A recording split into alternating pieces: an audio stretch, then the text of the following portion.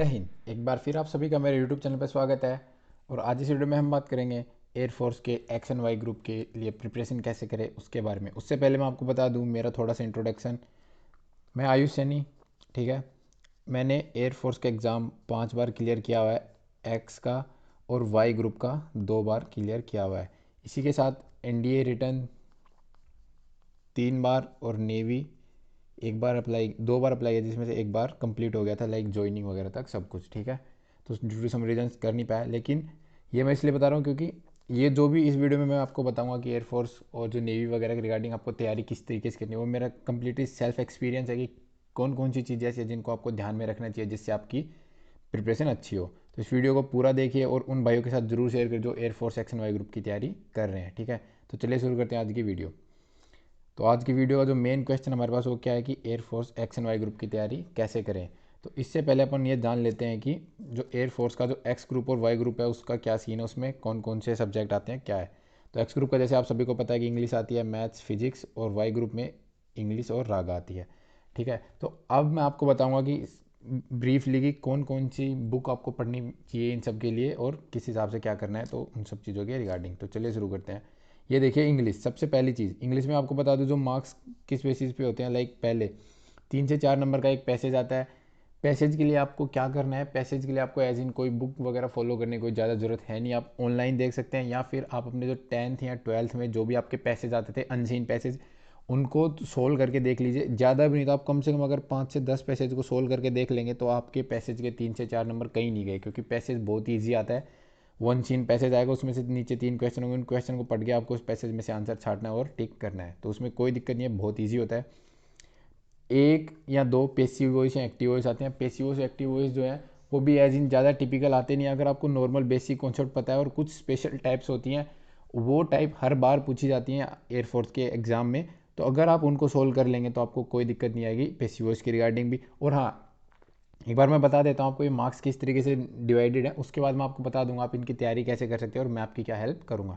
इसके अलावा नरेशन आते हैं 1 से 2 नंबर के। P Q R S, like P Q R sentence होगा जिसको 4 टुकड़ों में तोड़ दिया जाएगा, पी क्यू आर एस। आपको उनको अरेंज करना है कि कौन सा पहले आएगा, ये भी मैं आपको एग्जाम्पल के तौर पर बता दूंगा बाद में। पहले एक बार देख लेते हैं। और क्या आता है, एरर आता है, one word, सिनोनियम, antonym, verb, article. और कई बार ये पूछ लेते हैं आपको एक नाउन दे देगा, अगर उसको बोल देंगे कि इस नाउन को अगर वर्ब में कन्वर्ट करना हो तो कैसे होगा। अगर अब नाउन दे दे उसको एडजेक्टिव में कन्वर्ट करना हो, या सिमिलरली एडजेक्टिव दे दिया अगर वो वर्ब में कन्वर्टेबल है तो वर्ब में वो कैसे कन्वर्ट होगा, उन सारी चीज़ों के रिगार्डिंग भी कई बार पूछ लेते हैं। और इसके अलावा क्या, प्रीपोजिशन, ठीक है। तो बेसिकली ओवरव्यू ये कहने का मतलब है कि इंग्लिश में आता सब कुछ है। इंग्लिश की ग्रामर वगैरह पूछते हो बहुत कुछ है, लेकिन इतना टिपिकल नहीं है इंग्लिश का पेपर। और इंग्लिश के पेपर में ही अगर आप अच्छा स्कोर करेंगे, मैं स्पेशली बोल रहा हूँ वाई ग्रुप वालों के लिए, अगर इंग्लिश के पेपर में आप 15 से या 16 से ज़्यादा नंबर गेन करेंगे तब जाके आपका मेरिट में चांसेस ज़्यादा रहेंगे। क्योंकि वाई ग्रुप में है, उसमें जीके वीके वगैरह वो सारी चीज़ आती है, तो उसमें 30 में से 25 नंबर लेना थोड़ा मुश्किल हो जाता है। 30 में से अगर आप 20 भी ले लेंगे उसमें, ठीक है, और अगर इधर आपके 15-16 नंबर बन रहे हैं तो 36 नंबर बन जाते हैं, तो आराम से आपकी मेरिट कहीं नहीं गई, ठीक है। तो इंग्लिश बहुत ही ज़रूरी है आपको मेरिट में लाने के लिए। एक्स वालों के लिए मैथ्स होता है, इंग्लिश भी है और मैथ्स भी है, ठीक है। तो अब आप ये करना, इंग्लिश के लिए जो क्या ज़रूरी है, बुक्स अगर आपको देखनी हो, बेसिक बेसिक बता देता हूँ। बुक्स एज इन कुछ नहीं, अरिहंत की आप अगर बुक लेकर आना चाहते हैं तो वो ले आइए प्रैक्टिस के लिए। और कॉन्सेप्ट वगैरह एस के की बुक आती है, एस के पब्लिकेशन, वो पढ़ना चाहें तो वो पढ़ सकते हैं। या इसके अलावा मैंने जो पढ़ी थी वो 10th और 12th की गाइड्स, जो कि क्योंकि मैं हरियाणा बोर्ड से था, हरियाणा बोर्ड में क्या था कि 10th 11th 12th इन सभी में क्या कि ग्रामर आती है, ठीक है, पूरी ग्रामर आती है। तो मैंने तो वहीं से पढ़ा था ग्रामर वगैरह, और हमारे टीचर ठीक ठाक थे जिन्होंने अच्छे से पढ़ाया हमें। तो ग्रामर वगैरह मेरी वहाँ से अच्छी क्लियर हो गई थी, दोबारा रिवाइज करने के लिए भी वहीं से मैंने प्रीफ्रेंस ली थी। इसके अलावा लूशर्ट इंग्लिश आती है, उसको भी आप पढ़ सकते हैं, कोई दिक्कत नहीं। बुक आप कोई भी प्रीफर करें उसमें कोई दिक्कत नहीं है, लेकिन सबसे ज़रूरी क्या है कि आपकी प्रैक्टिस होनी चाहिए। और एक चीज़ मैं बता दूँ, इंग्लिश का अगर आपको चाहिए कि मैं मतलब विद इन ए वीक या फिर 1-2 दिन में एक मॉक टेस्ट निकालता रहूँ, कि अगर अगर आप चाहते हैं कि मैं भी आपको वो क्वेश्चन डाल के दूंगी जो हर बार एयरफोर्स के पेपर में पूछे जाते हैं, तो उसके लिए आप मेरे को कमेंट सेक्शन में ज़रूर बताना कि किस तरीके से आपको क्या चाहिए। और किसी को कोई सजेशन हो किसी भी चीज़ के रिगार्डिंग कि सर आप ऐसा बता सकते हो या कुछ और इम्प्रूवमेंट आपको चाहिए, तो आप वो भी मेरे को बता देना, कोई दिक्कत नहीं है। इसके अलावा फिजिक्स के लिए मैं बताऊंगा आपको, फिजिक्स के लिए एज इन कोई दूसरी बुक लाने की जरूरत नहीं, आपकी 11th और 12th की बुक मोर देन सफिशियंट है। अगर एन है तो एन भी बहुत है। क्योंकि फिजिक्स में आपको करना कुछ नहीं है, सिर्फ आपको फॉर्मूले इंपॉर्टेंट, जो फॉर्मूले आपके वो इंपॉर्टेंट फॉर्मूले याद होने चाहिए हर के, जैसे कि वर्क का हो गया, फोर्स का हो गया, एनर्जी का हो गया, इलेक्ट्रिक करंट, इलेक्ट्रिक फोर्स, या फिर जो भी आपका लाइक फॉर्मूले आ गए ना, उन फॉर्मूलों का आपको ऑलमोस्ट याद होना चाहिए। फॉर्मूले के साथ साथ प्रिंसिपल्स, लाइक जनरेटर किस प्रिंसिपल पे बेस है, वेन डायग्राफ जनरेटर किस पे प्रिंसिपल पे बेस है, या फिर ट्रांसफार्मर किस पे बेस है। तो ये सीधे क्वेश्चन बनते हैं। और एक कारनोट इंजन हो गया, कारनोट इंजन की एफिशिएंसी वगैरह के ऊपर। और इसके अलावा फिजिक्स के जो इंपॉर्टेंट कुछ टॉपिक्स हैं, सारे मैंने नोट नहीं किए, मैंने थोड़े नोट करें। ये देख लो, डिफरेंशियल डायमेंशन फार्मूला आता है इलेक्ट्रिक करंट के ऊपर, electric lines of forces, magnetic line of forces, Faraday law, Kepler's law, Ohm's law, resistance, resistivity.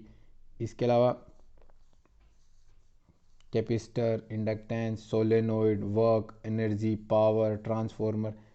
Basically कहने का मतलब है कि फिजिक्स में एज इन इम्पोर्टेंट तो यही है, बाकी और भी इम्पोर्टेंट है, जैसे प्रिज्म। आप प्रिज्म से आपसे पूछ ले कि जैसे प्रिज्म होता है, प्रिज्म में क्या कि ऐसे लाइट ट्रांस जाती है, तो ऐसे सात लाइट में विबग्योर, जिसको अपन बोलते हैं विबग्योर, ठीक है। तो ये कौन सा फिनोमेना है, स्प्लिटिंग ऑफ वाइट लाइट है इनटू 7 कलर्स, डिस्पर्जन बोलते हैं इसको। ये किसके थ्रू होता है, प्रिजन के थ्रू। ये एयरफोर्स में पूछा हुआ क्वेश्चन है। तो ये सीधे फॉर्मूले प्रिंसिपल जो होते हैं डायरेक्ट पूछ लेते हैं एयरफोर्स में, ठीक है। तो ये कुछ इंपॉर्टेंट है। इसके लिए आपको कुछ नहीं करना, आपको अपने 11th और 12th की बुक को पढ़ना है, बस ओवरव्यू लेना है, क्या फॉर्मूले हैं, क्या प्रिंसिपल हैं, किस बेसिस पे हैं, बेसिक बेसिक, ज़्यादा डीप में जाने की कोई ज़रूरत नहीं है। नॉर्मल पूछेंगे एयरफोर्स वाले ऊपर ऊपर से।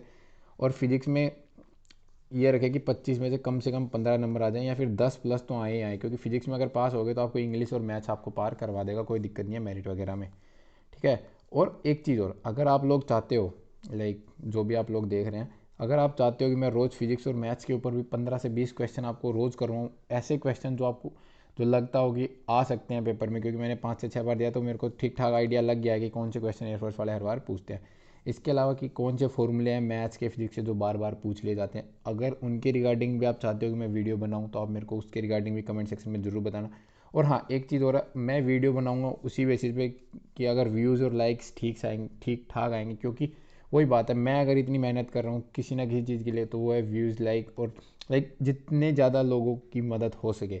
तो उसके लिए क्या है कि वीडियोस बनाने के लिए वही है, मोटिवेशन बहुत ज़रूरी है। मोटिवेशन के रिगार्डिंग ये ऐसा नहीं कि भाई अगर मैंने वीडियो बनाई 10 लोगों ने देखी है तो that will also be fine, but the thing is आप लोग उसको शेयर भी करें अपने उन भाइयों के साथ जो इनकी तैयारी कर रहे हैं। और इसके अलावा अगर आपको कोई भी सजेशन हो, कोई भी सजेशन, लाइक किसी भी चीज़ के, कैसा इंप्रूवमेंट चाहिए या फिर क्या कंटेंट चाहिए, आप मेरे को बताओ कमेंट सेक्शन में, मैं उसकी पूरी कोशिश करूँगा आपको अवेलेबल कराऊँ। और अगर किसी को कोई भी डाउट होता है, आप मेरे को मेरे इंस्टाग्राम हैंडल @ayushsaini 99 पे भी मैसेज कर सकते हैं, मैं आपको वहाँ पे भी आपका सोल्यूशन बता दूंगा, कोई दिक्कत नहीं है।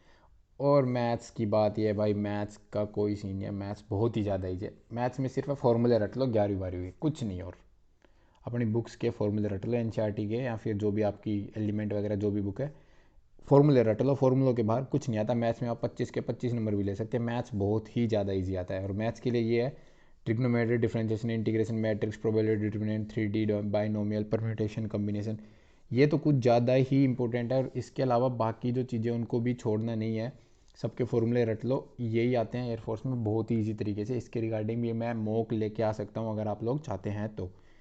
और एक चीज़ और, जो वाई ग्रुप वालों के लिए काफ़ी डाउट रहता है कि रागा, रागा में क्या है भाई, रागा के लिए आप बुक लेके आ सकते हैं भाई। रागा के लिए ये है कि प्रैक्टिस ज़रूरी है, थोड़ा बहुत करंट, करंट एज इन क्या चल रहा है, कौन सा स्पोर्ट्स, कौन सा किसको कौन सा अवार्ड मिल रहा है, कौन सा गेम, कौन से गेम में कौन सा इवेंट हो रहा है, या फिर कौन सी ट्रॉफी हो रही है। करेंसी, जो विदेशों की करेंसी पूछ लेते हैं कई बार, जो इंपॉर्टेंट देश है और उनकी करेंसी, उनको आपको याद होना चाहिए। अपने मिनिस्टर, सीएम, पीएम, प्रेसिडेंट, ये सब आपको याद होना चाहिए। और रीजनिंग, रीजनिंग में एज इन कुछ खास नहीं, रीजनिंग में basically mirror image, water image, या फिर वो सीक्वेंस सीरीज, ये आता है। इसके अलावा normal 10th level math, 10th level math में ज़रूरी है आपको क्या, परसेंटेज अच्छे लेवल की आनी चाहिए, परसेंटेज।